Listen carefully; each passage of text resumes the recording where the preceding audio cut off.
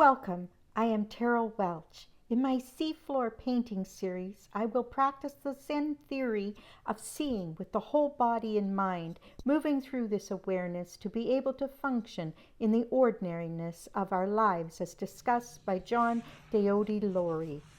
I also consider that art theory, as described by Cynthia Freeland, involves the effort to organize a dizzying variety of phenomena so as to try to say what they have in common that makes them special. In addition, in the words of bell hooks, I find writing, theoretical talk, to be most meaningful, that which invites readers to engage in critical reflection and to engage in the practice, in her case, of feminism. Though Hooks is talking about writing and readers, I suggest that the same principle can apply to art theory, being most meaningful when viewers are invited to engage in critical reflection and to engage in and with the practice of making art. I propose that art theory is embedded in our making practice and lived experiences, where one continuously revises and informs the other. The purpose of my Seafloor series is to engage in an intimate conversation between land and sea and the art of painting, with the intent that development and completion of a work will instill inner peace, well-being, and resilience. However, this is not an isolated new beginning. As a white, rural, post-secondary educated mid-60s woman of settler ancestry living on the unceded lands of the Coast Salish people along the southwest coast of Canada, I was born after the 1940s and 50s American abstract expressionism movement, which includes the likes of Mark Rothko, and before the gestural, figurative, and gouging work of Canadian painter Patterson Ewan in the 60s and 80s, which has led me to the thrill of performance art, such as the significant contemporary work of Joan Jonas and Dana Claxton and their powerful installation art.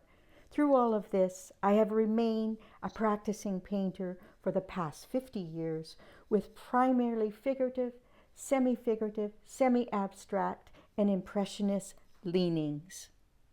I can and do experiment with painting fully abstractly. However, the process and the results seem incomplete to me for the conversations I wish to have with my subjects in paint. Both figurative and abstract elements in my paintings are imperative to the depth, movement, and full expression I want to create in my work. With this context in mind, I propose positioning figurative versus abstract in contemporary art is possibly a false dichotomy. I suggest that in my painting practice for this series, figurative and abstract painting are on the same continuum and have an elastic tension between whole body and mind awareness and the functionality required within our ordinary lives. This both-and approach to figurative abstract painting has strong historical beginnings with French painter Paul Cézanne through to American painter Richard Diebenkorn and Canadian painter Patterson Ewan, to those referenced in 2021 by Julien Delarange in contemporary art such as Hockney, Richter, Katz, and the youngest at 65, Peter Doig.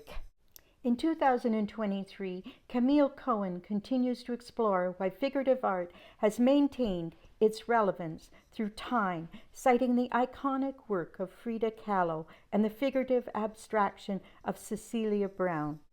However, there are risks within this making approach, as Lurie cautions, once we name something by giving it figurative meaning, we risk no longer noticing how what we have named is perpetually changing. We risk missing what else our subject is and what it might yet become. I address this risk by beginning again and again, breath by breath, brushstroke by brushstroke, through to the quivering notion of naming before it is named.